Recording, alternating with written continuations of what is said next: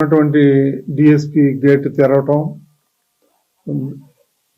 Immediate గా అందరూ తోసుకొని రావటం వల్ల ఈ తొక్కిసలాట్లు జరిగింది.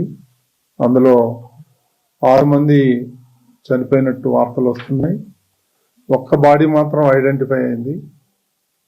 మిగిలిన వాళ్ళు ఇంకా ఐడెంటిఫై అవ్వాల్సిన అవసరం ఉంది. అదేవిధంగా రేపు ముఖ్యమంత్రి గారు 11:45కి తిరుపతి వస్తున్నారు. క్షతగాత్రుల్ని పరామర్శించాలని ఆయన ఇప్పుడే చెప్పారు.